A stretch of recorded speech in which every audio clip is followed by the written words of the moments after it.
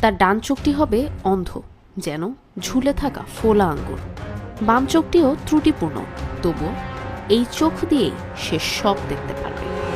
কিয়ামতের 10টি বড় আলামতের মাঝে সবচেয়ে ভয়াবহ মুখ্য আলামত হল দাজ্জালের আগমন। ইসলাম ধর্মানুযায়ী ইমাম মাহাদি আসার পরেই সবচেয়ে বড় যে লক্ষণ প্রকাশ পাবে তা হল দাজ্জাল। সকল নবী ও রাসূল দাজ্জালের ভয়াবহতা সম্পর্কে তাদের উম্মতকে সতর্ক করেছেন। প্রশ্ন হলো, দাজ্জাল কি ইতোমধ্যেই চলে এসেছে? একদল আলেমগণের মতে দাজ্জাল জীবিত আছেন এবং আল্লাহ সুবহানাহু তাআলার নির্দেশে কোথাও বন্দী আছেন।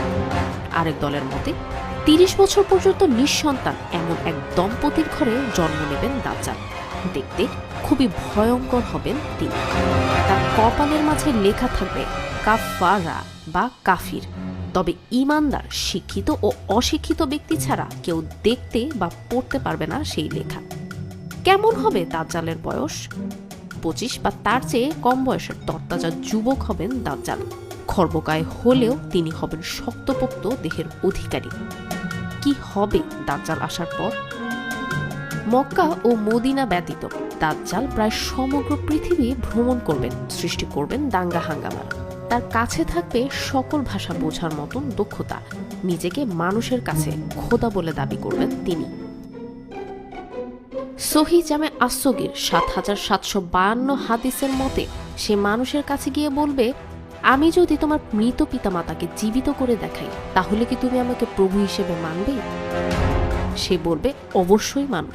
এ সুযোগে শয়তান তার পিতামাতার আকৃতি ধরে বলবে, হে সন্তান, তুমি তার অনুসরণ করো, সে তোমার প্রতিপালক। ঈমানে দুর্বল মানুষ তাকে বিশ্বাস করতে শুরু করবে। তার হবে হাজার হাজার অনুসারী। অসুস্থকে সুস্থ করার, সূর্যকে থামিয়ে দেওয়ার, জীবিত মানুষকে দুভাগ করে কেটে পুনরায় জোড়া লাগানোর মতো অলৌকিক ক্ষমতা থাকবে তার। চোখ দিয়েই মানুষকে বশ করার অদ্ভুত ক্ষমতাও থাকবে তার। পৃথিবীতে প্রায় 40 দিন রাজত্ব করবে সে। দাজ্জালের প্রথম দিন হবে 1 বছরের সমান, দ্বিতীয় দিন হবে 1 মাস, তৃতীয় দিন হবে 1 সপ্তাহ এবং পরের দিনগুলি সাধারণ দিনের মতোই হবে। দাজ্জালের কাছে থাকবে জান্নাত ও জাহান্নাম, তবে তার জান্নাত হবে জাহান্নাম এবং জাহান্নাম হবে জান্নাত। হাদিসে এসেছে, যে তার অবাধ্যতা করবে দাজ্জাল তাকে আগুনে ফেলে দেবে, অথচ সেটি প্রকৃতপক্ষে জান্নাত। যে তাকে অনুসরণ করবে তাকে জান্নাতে প্রবেশ করাবে, যা প্রকৃতপক্ষে জাহান্নাম।